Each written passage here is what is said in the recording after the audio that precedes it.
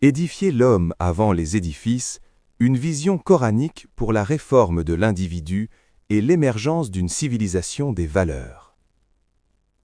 Ali Mohammed al-Shurafa al-Hamadi affirme que la théorie de l'État, selon la législation divine dans le Saint-Coran, se repose sur le principe suivant. Si l'individu est bon, la société sera bonne. Cela signifie que la sagesse d'Allah, gloire et pureté à lui, a dicté de commencer par l'éducation de la jeunesse en leur enseignant l'importance d'appliquer la voie divine.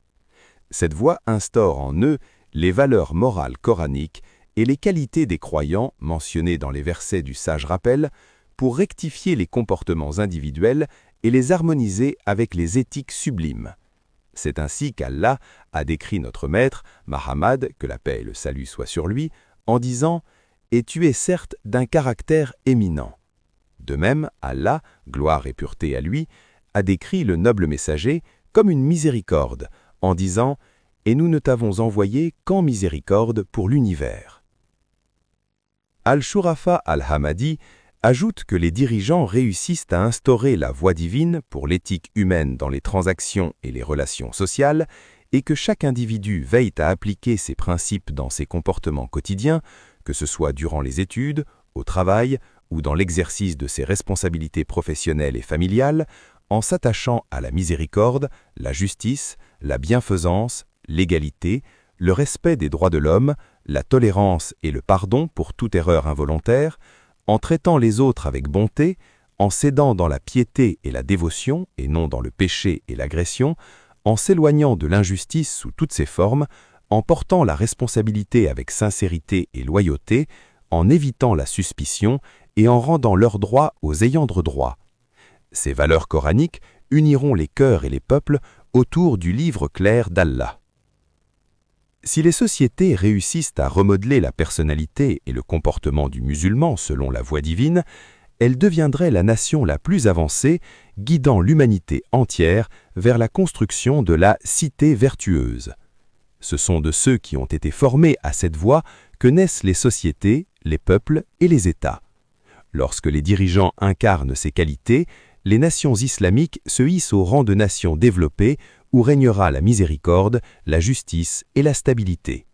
Les hommes y vivront comme des frères et les États adopteront des constitutions fondées sur les valeurs coraniques sans faction rivale ni parti en conflit. Tous œuvreront selon le système moral coranique où l'éthique occupe la place centrale des actes d'adoration. C'est pourquoi les tentatives de fonder des systèmes de gouvernance depuis le décès du prophète, paix et salut soient sur lui, ont échoué.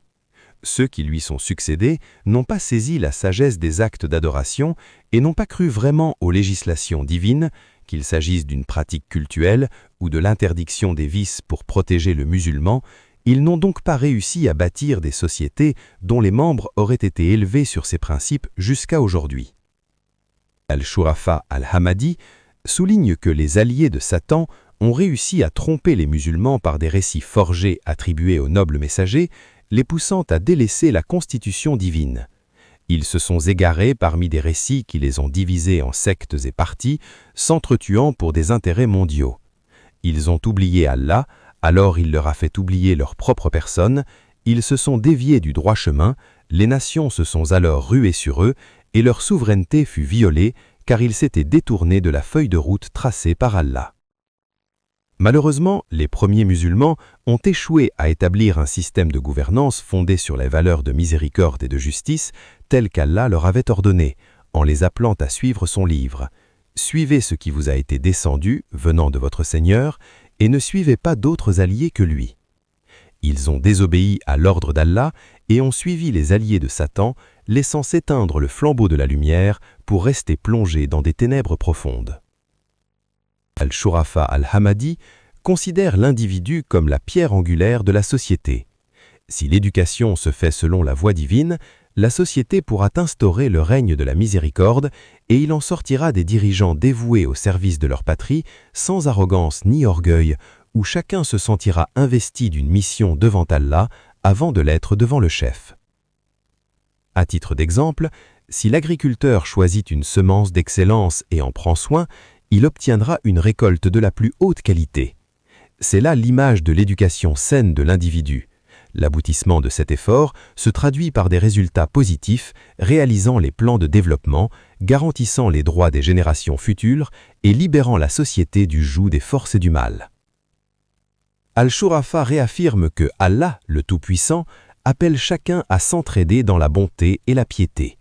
Si cette coopération fait défaut, les catastrophes surviennent, l'ordre s'effondre et l'État peut s'écrouler pour ne devenir qu'un lointain souvenir.